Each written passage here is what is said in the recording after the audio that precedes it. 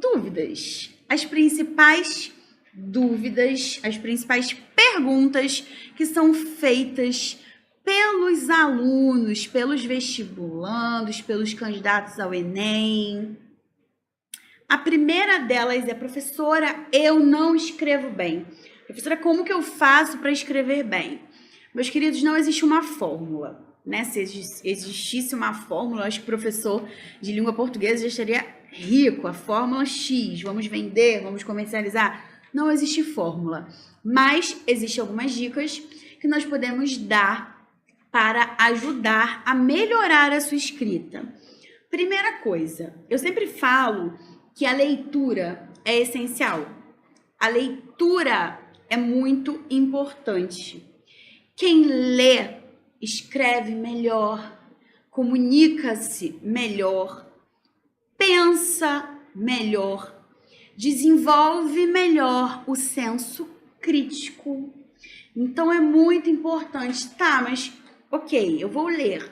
Mas como eu faço para escrever melhor? Só lendo conseguirei? Não, é um conjunto. Primeira coisa que eu digo a vocês: desenvolvam o hábito da leitura. Mas eu não gosto, eu já tentei. Muita gente costuma ficar traumatizada, né? Entre aspas aí, por assim dizer, porque na escola costuma ser, mais uma vez aspas, né? Obrigado a ler alguns clássicos e por não ter certa maturidade ainda no mundo das letras, acaba ficando uma leitura cansativa, uma leitura desinteressante, e isso é levado para o resto da vida. Não é desse tipo de leitura que eu estou falando, gente. Procure começar a leitura com algo que você goste de ler. Professora, eu gosto de ler trilogias. Leia sua trilogia. Professora, eu gosto de ler, sei lá, horóscopo. Eu gosto de ler jornal. Eu gosto de ler fanfic. Já teve uma aluna que me disse isso. Leia.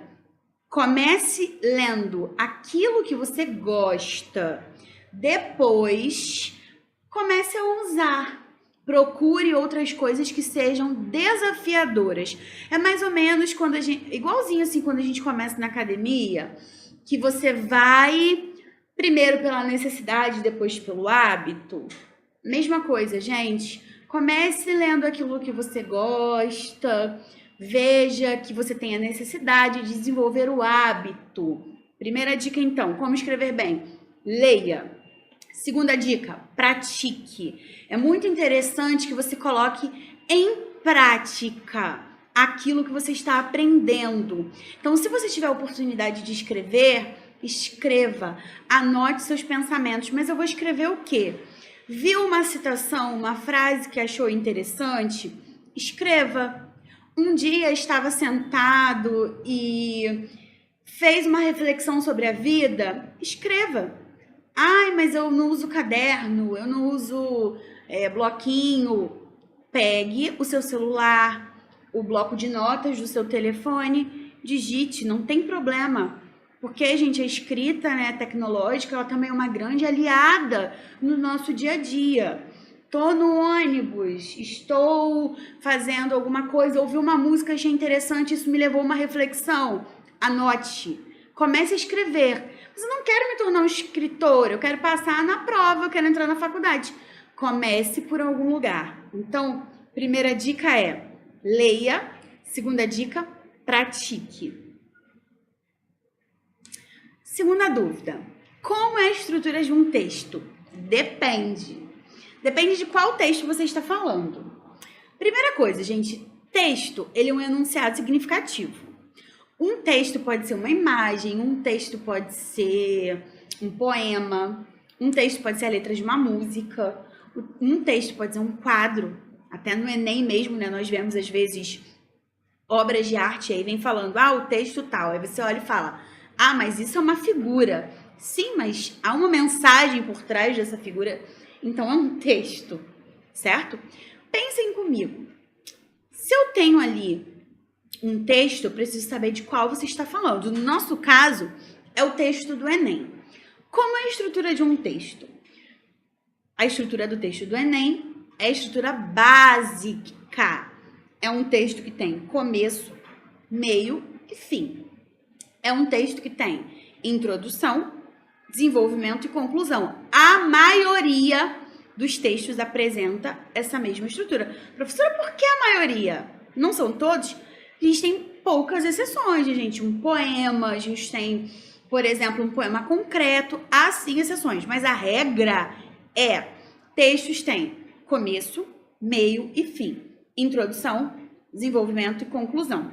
E esses textos, né, no Enem especificamente, são divididos em parágrafos.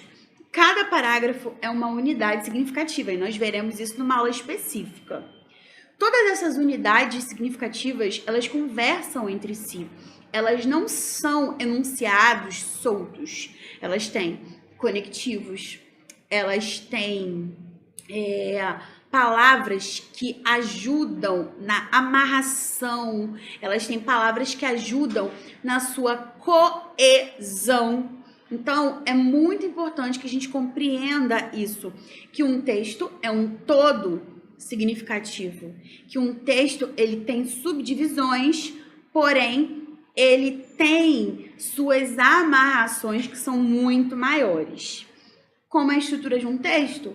Começo, meio e fim. Introdução, desenvolvimento, conclusão. Título costuma ser obrigatório para a maioria das outras tipologias. Para o texto do Enem, não é obrigatório, é facultativo. Falaremos disso em aula propícia. Quais tipos de textos são cobrados nas provas? Então, gente, o nosso carro-chefe aqui é Enem. No Enem, o texto que é cobrado é a produção de um texto dissertativo argumentativo, que é aquele texto no qual uma problemática é levantada, é apresentada, e nós temos que defender o nosso ponto de vista de acordo com um posicionamento que não fira os direitos humanos, porque se nós ferirmos os direitos humanos, nós zeraremos a competência 5, nós zeraremos e já começaremos a nossa redação com menos 200 pontos, e ninguém quer isso, né? Porque é muita coisa. E no Enem, então, nós temos textos dissertativos argumentativos sendo cobrados. Nos vestibulares, né, há ainda universidades espalhadas por todo o país que cobram vestibulares autônomos, né, vestibulares isolados, que também costumam pedir outros tipos de texto. A maioria tem solicitado textos dissertativos argumentativos, que são esses textos que pedem, a partir de uma problemática, que você resolva, que você dê sua opinião sobre esse texto. Vou dar o exemplo aqui do Rio de Janeiro, a UERJ, em São Paulo, a FUVEST e muitas outras faculdades, né, espalhadas pelo Brasil, que ainda fazem os vestibulares, tem os textos dissertativos. Antigamente era muito cobrado carta, dissertação, era muito cobrado também de outras formas, narrativas, fechamentos de textos. Mas hoje, como eu já falei com vocês, o carro-chefe é o texto dissertativo argumentativo. Essa pergunta também é muito corriqueira. É verdade que não pode escrever redação de letra, entre aspas aí, gente, de máquina? Pro Enem, isso é mito. Isso é um grande mito, gente. Eu não sei de onde tiraram isso. Antigamente, quando eu digo antigamente, é muito antigamente, gente, antes do meu primeiro Enem. Antigamente, muito antigamente, realmente não podia. Porém, o Enem não zera ninguém por escrever com a letra que não seja cursiva. A letrinha que a gente usa, né, que a gente chama de letrinha de mão, manuscrita, né, é a letra cursiva. Se você usa caixa alta, letra de máquina, você não zera por isso. Só não é interessante você misturar os estilos, você misturar cursiva com letra de máquina. Se você escreve cursivo, que é a letrinha de mão, escreva assim sua redação toda. Se você escreve caixa alta, escreva caixa alta. No Enem, você não zera por isso. Você zeraria se a sua letra ela fosse ilegível. O Enem zera por caligrafia ilegível. Eu não estou falando letra feia. Estou falando de ilegível. É impossível ler isso aqui. Zera sim, tá, gente? Aí zera, ó, passou pelo primeiro corretor, zerou porque é ilegível. Passou pelo segundo corretor, zerou porque é elegível.